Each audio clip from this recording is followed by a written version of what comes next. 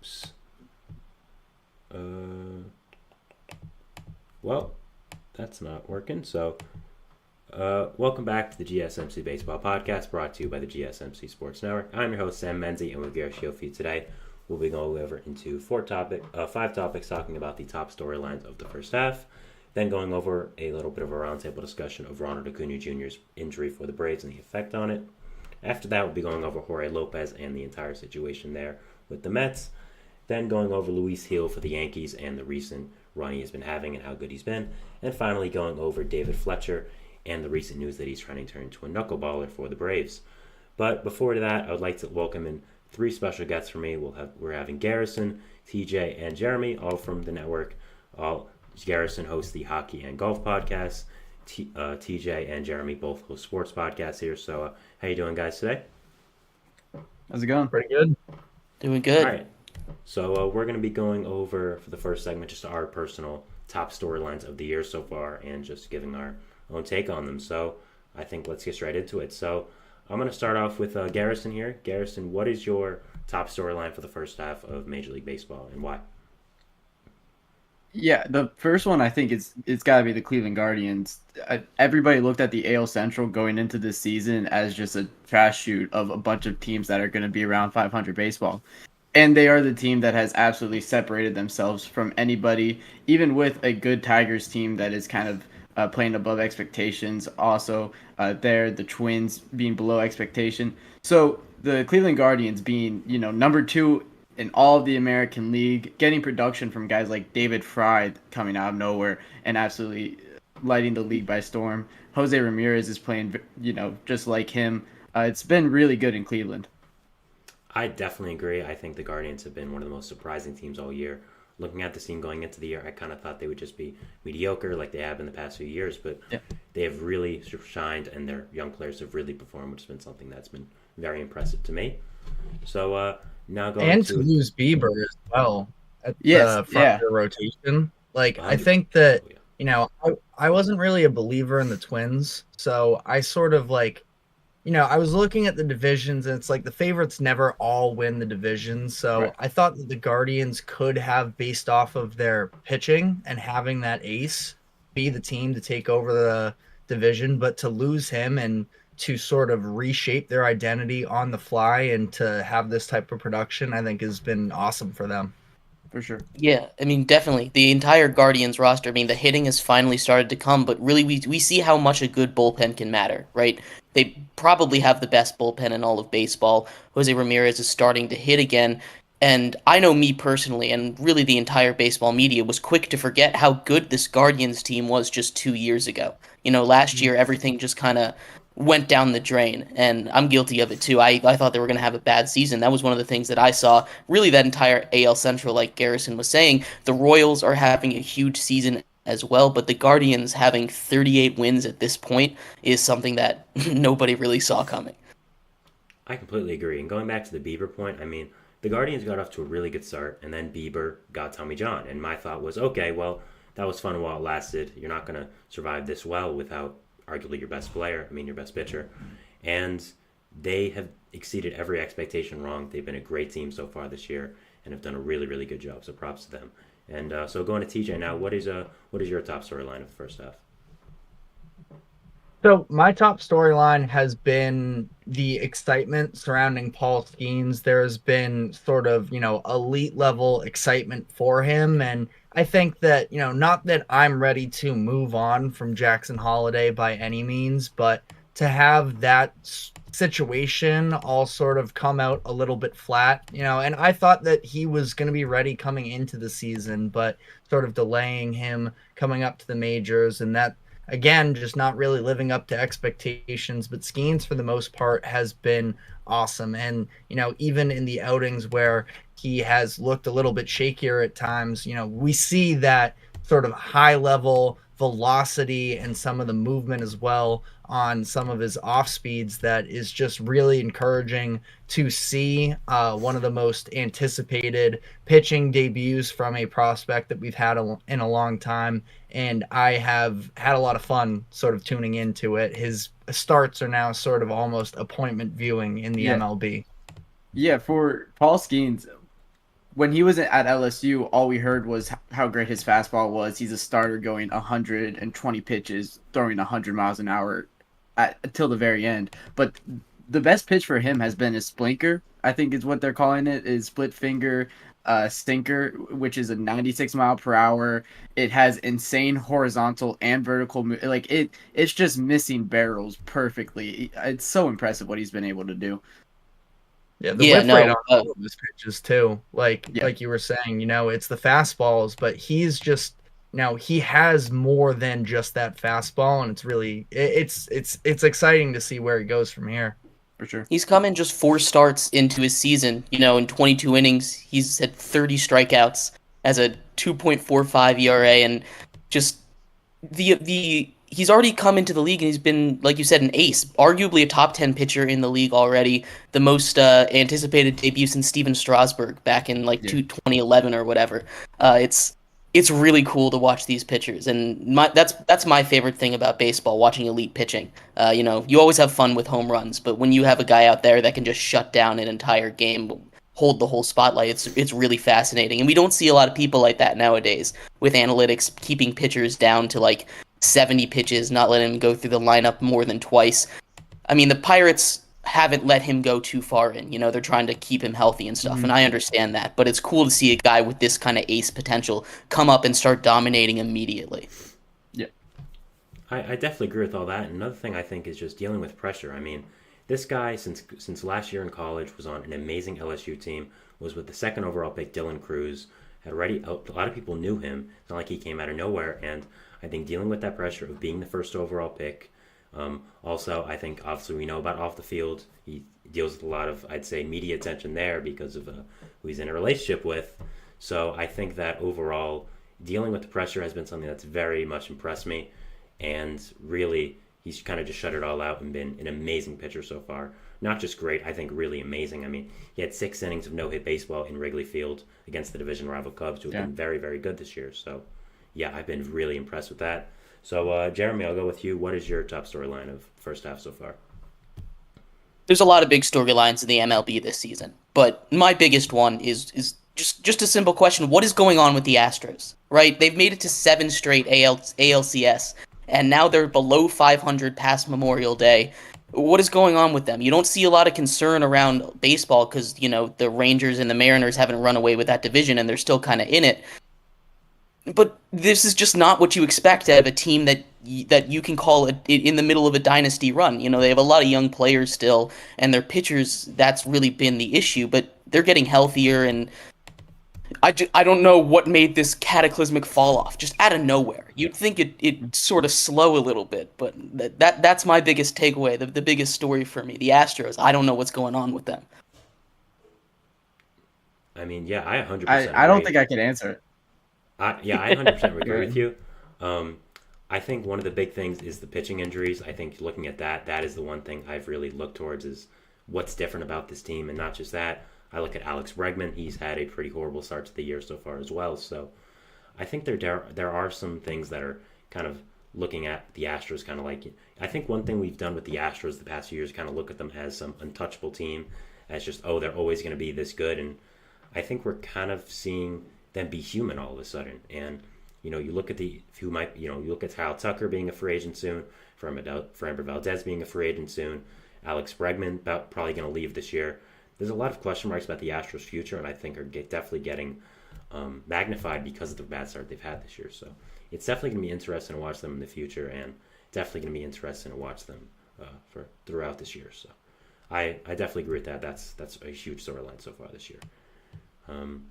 Yeah, so, their bats have been bad, but their starting rotation has been so horrible. They have 2 different guys in their starting rotation right now with over 6 ERAs on the season. It's been horrible. And their best ERA guy is Justin Verlander at 3.26. You're relying on, how old is he? He's 38? 45. That's crazy to me too. That he's still the best in a rotation at 45. We were just talking about how Paul Skeens is a rare ace nowadays, and Verlander is out there still doing his thing at, I don't know how old he turned. He's over 40, and that's insane.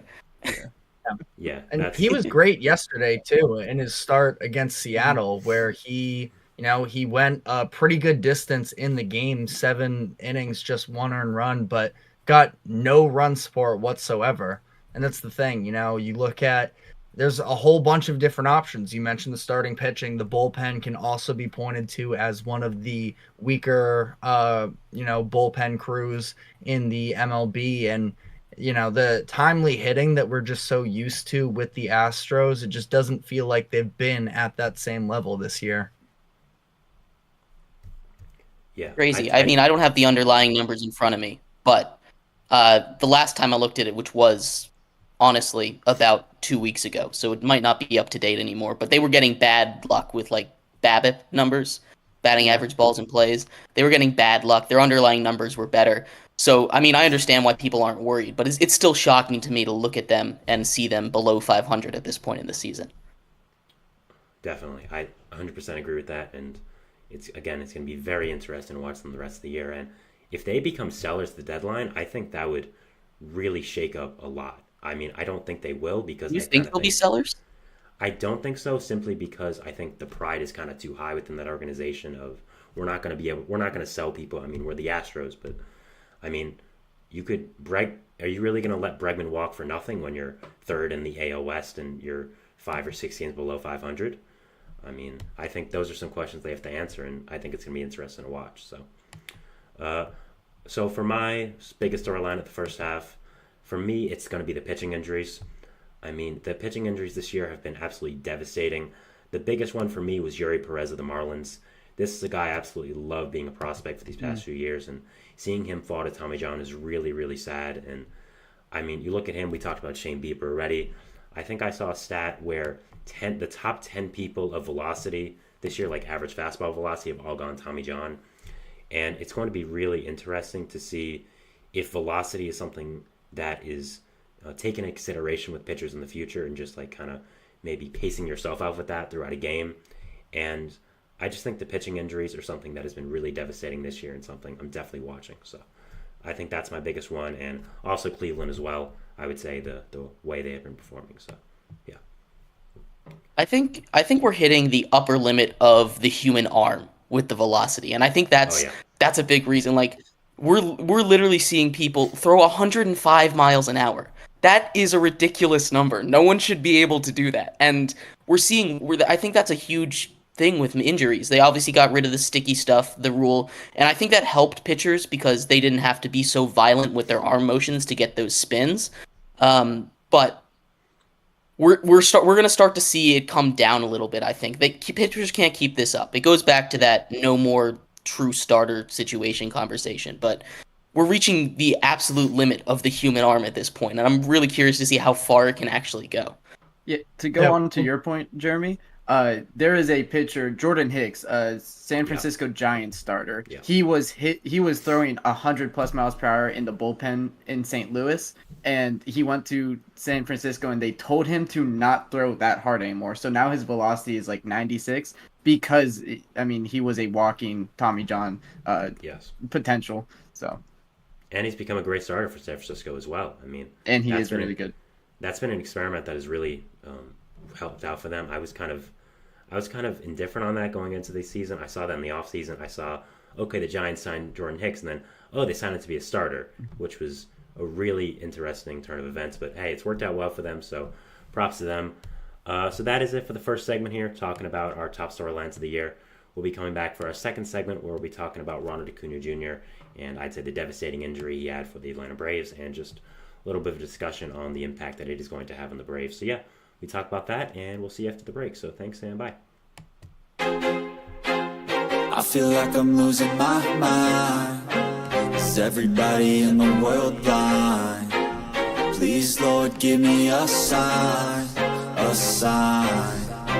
I feel like I'm losing my mind. Is everybody in the world blind? Please, Lord, give me a sign, a sign. I wanna be the greatest. Everybody on the fake shit. I look around and feel like everybody is the fakest. I make this every day and I'm impatient, hoping one day I blow up from the basement. Statement, the top is so vacant, I don't hear shit that I think is amazing. Waiting for my day when I'm playing sold out shows for 1,000 faces. Hey, give me that crown, get in my way and to be put down. It ain't your place, all this my town. If I want that shit, then I'll get it right now. I'm losing it, the noose it fits, I'm losing shit. A stupid myth, you choose to live or choose to dip. You choose to fight or lose your grip and lose a gift. Oh, I feel like I'm losing my mind. Is everybody in the world blind? Please, Lord, give me a sign, a sign. I feel like I'm losing my mind. Is everybody in the world blind? And we're back here on the GSMC Baseball Podcast, bringing you our second segment, which is going to be talking about Ronald Acuna Jr. and the injury he had for the Atlanta Braves this year. So just talking about that and the impact it is going to have on the Braves team. So I'll start with TJ this time. TJ, when you saw Ronald Acuna Jr. tear his ACL once again, what was your thoughts and what do you think the impact is going to be on the Braves? I mean, it's devastating. You know, one of the most electric players in the MLB, and for him to be dealing with this again, obviously, different knee than 2021. It was it 21 or 22 that he tore his last ACL? 20. But, you know, 21, yeah. So it really hurts to see. Now, there are a whole sort of different ways you can go about this conversation. One thing that sort of stuck out to me is how are the Braves going to, you know, you want to talk about this season, absolutely, but in terms of long term as well with the Braves, how are they going to choose to sort of manage this situation with Acuna, you know, first ever 40 home runs, 70 stolen bases player last year? That is putting a lot of tread in terms of the attempts last year. We don't typically see, you know, the best players in the MLB have these super high numbers in terms of steal attempts. We saw the Angels ask Mike Trout to cut back on his steal attempts when he was sort of coming up and dealing with these injuries as well. So that's sort of something to me in terms of, you know, Acuna on one of the most team-friendly deals considering the level of production that he has, does sort of, it almost feels like the Braves are more willing to sort of let Acuna be Acuna because of that. But I'm curious whether or not they try and scale back some of the physical toll on him in these years to come, knowing that obviously it's not just one, but both of his knees are now going through this type of surgical repair. Yeah, definitely. So for me, one question I posed when I saw this was, again, what is the long-term effects on his career? Because you've torn your ACL in both your knees now before your second contract. Is that something that is going to really affect him not only for just next year, but for his entire career? I mean, we saw in 2022 coming back from the ACL, even though he did mostly play a full season, he really wasn't the same. I mean, we saw 2023, a full healthy season. He won the MVP, but is he ever really going to have that full healthy season again is something that I'm definitely wondering about going into the future. And I think it is going to be one of the biggest effects in the future now. So going to Jeremy now, what was your thoughts when you heard about the Acuna injury? Right. Obviously, it's devastating. You never want a guy as exciting as Acuna to go down with injury like that. You know, your knees, he's such an explosive player, defense, offense. You mentioned the base stealing. What he does, just electrifying on the baseball field every single night. So it's heartbreaking. My second thought, obviously, outside of hopefully he gets better, is how is this going to affect the Braves this season? And I honestly did not think about the long term because he was able to come back from that first ACL tear. And maybe that's a little short-minded of me because you never know how a player is going to recover. And this definitely will affect the contract he's going to give because that's going to be an excuse. It's going to be a negotiation tactic used against him. He's not going to get that as big money as he probably deserves. But a guy like Acuna is invaluable. And the Braves need to find a way to replace him. They were able to do it in 2021, getting a platoon of outfielders. They ended up winning a World Series. it's not something that they can count on doing again. And it's just a shame to lose someone aside from just Braves fans, really for the entire MLB at a point when the MLB really needs players like that exciting out to get the product more to get it more to more people that aren't watching baseball. Yeah, I definitely agree. And coming in the chat here is our co-host, our co-worker Eric Rodriguez, who hosts the wrestling show. He says the pressure now goes on Marcell Ozuna and Chris Sale and the pitching staff. I definitely agree with all that. I think Ozuna is really the one lifting the offense right now. He's done a really fantastic job. I mean, I did not expect this when we saw last year how much he struggled, but he's done a great job. And I agree with Chris Sale and the pitching staff. I think especially Chris Sale because of the Spencer Strider injury. Him and Max Fried are really the ones carrying that rotation right now. So I think the pressure definitely goes on the rest of the team, and definitely watching those guys for the future. So Garrison, now what was your thoughts on the Acuna injury and the effect it's going to have on the Braves? Yeah, I mean, of course it's devastating, right? I mean, that's just the sentiment that everybody holds about this injury is we're losing another. I mean, he's 26-year-old. That's the definition of the prime for an athlete, and he is truly an athlete. So it sucks, and it sucks for all of Major League Baseball. Just the amount of injuries we're seeing this year. We talked about the pitching injuries, but there's also been a plethora of players that are also injured throughout this year. I mean, Mike Trout's out for the rest of the season as well. I mean, we're missing another year from probably the greatest baseball player we've ever seen with our own eyes. So it's so unfortunate having another year without a superstar. But when you're talking about the Braves, they've done it before without him, and they can definitely do it again. Granted, this is a much more difficult National League than probably 2021 was. I mean, the Los Angeles Dodgers have the most super team we've ever seen. The Milwaukee Brewers are playing amazing. The Philadelphia Phillies are finally being able to hit in, before July. So it sucks for the Braves the year that this is happening, and you could definitely use more Ronald Acuna Jr., but they went out and got Jared Kelenic. They have Adam Duvall, who is a serviceable platoon guy in the outfield. We talked about Marcell Ozuna, who has been a career year again with his bat. He's of course their DH, but he has played outfield most of his life. So, and then Michael Harris is that center fielder that a perfect leadoff guy. So they can replace him. They have pieces. This is an insanely great deep Braves core. So the season's not over because of it for the Braves. Yeah, I definitely wouldn't say it. I wouldn't say it's over by any means. It's interesting. I, on my show earlier this week, sort of went through different options of who they could potentially try and go out and get.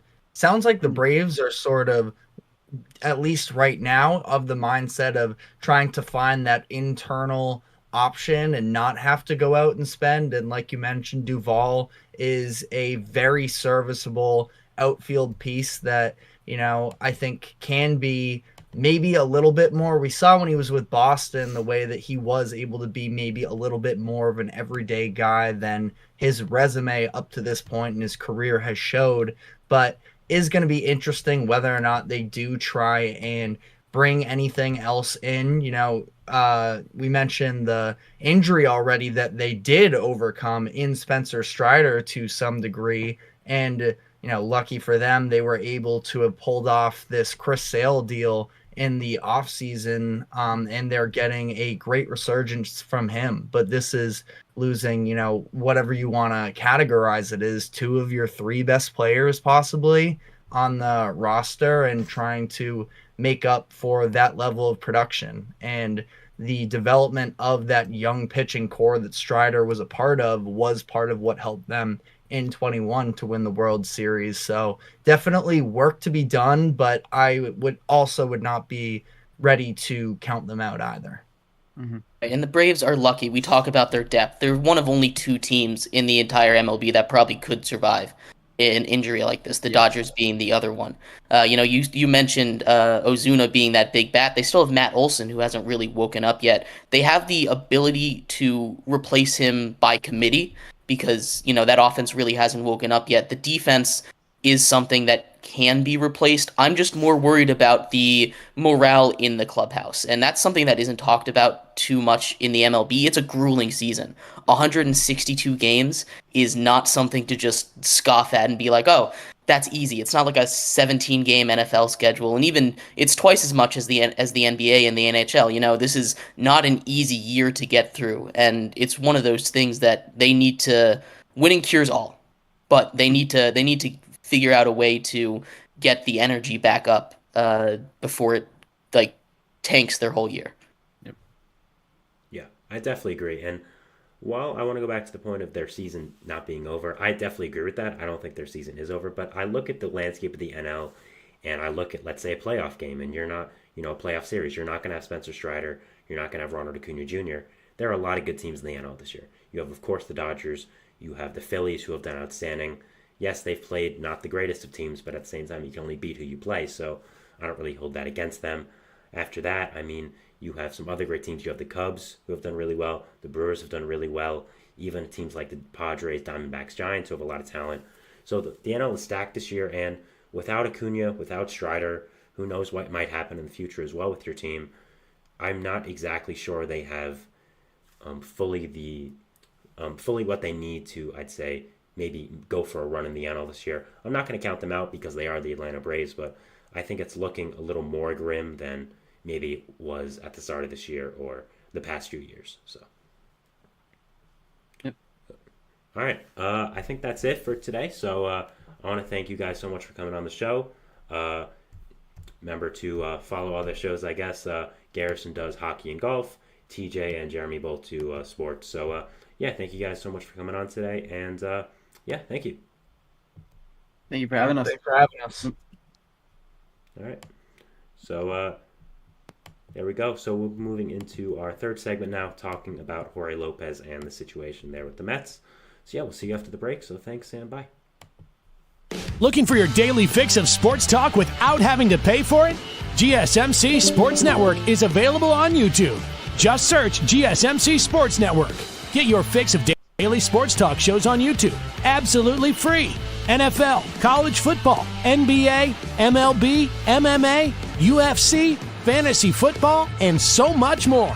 GSMC Sports Network has shows running all day long, with new sports shows starting every 2 hours. Just like on your favorite cable sports channel, except GSMC Sports Network is absolutely free. Just search GSMC Sports Network on YouTube to catch one of your new favorite shows, like the GSMC College Football Podcast, Chip Shot Football Podcast, Hoops and Heels Women's Sports Podcast, GSMC Basketball Podcast, and so many more. Check it out for yourself. GSMC Sports Network, now available on YouTube absolutely free. Search GSMC Sports Network on YouTube right now. We are back here on the GSMC Baseball Podcast, bringing you our second segment. Now, I'm not exactly sure why my face is not being shown here. That's a big problem. So, okay. That's not good. I'm going to exit out. I apologize. I may have to end the stream and then come back. If that is what is going to happen, I'll let you know. But yeah, I think that's what's going to end up happening here. So I'm going to be ending the stream here quickly and coming right back, hopefully, and having my camera on. If it does not work, I think I may have to end the stream early because of technical issues, which I apologize about. So I'm going to